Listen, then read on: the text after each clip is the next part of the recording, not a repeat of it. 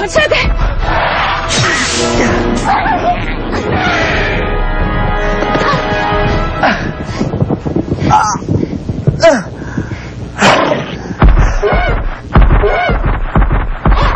Hindi ba't ibinilin ko sa'yo? Huwag kang lalabas hanggat hindi ko sinasabi. Pero, anong gusto mong gawin ko? Hayaan kong patayin ka ng halimaw na yun? Kagaya pa rin.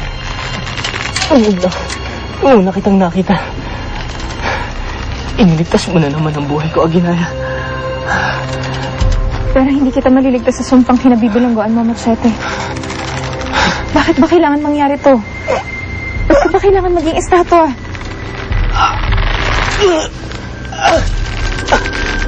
Aguinalda, lahat may dahilan. Tanging si Bathala lang nakakaalam ng lahat. Kaya, lagi mo tatandaan. Hanggang sa muli pagmulat ng aking mga mata, iniibig kita.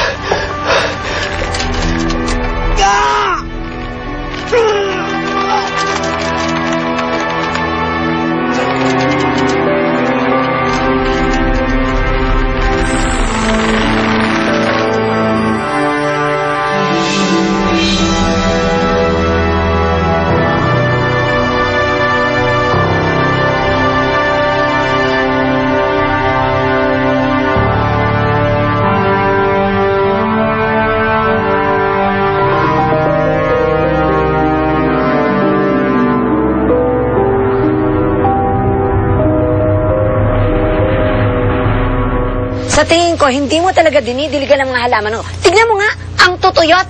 Ma'am Divina, iniisa-isa ko pa po ang mga dahon. Iniisa-isa. Di dapat hindi ganyan ang itsura yan. Tita Divina. Ano nangyari sa'yo?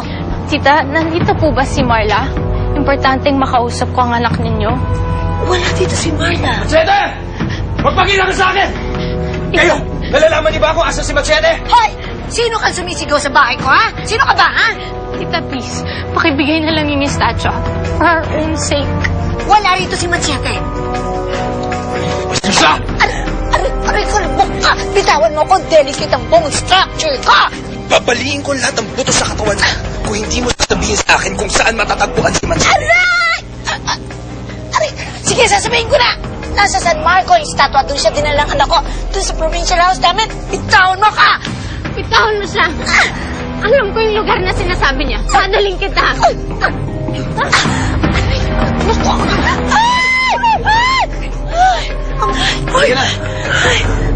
Ma'am Divina? Ma'am Divina?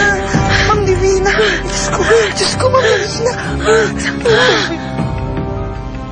Hindi pa rin natatapos ang hamon sa ating pag-ibigan, Machete. Hindi ako susuko.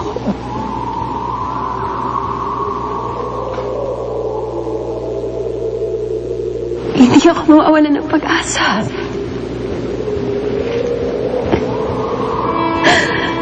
Kasi naniniwala ako.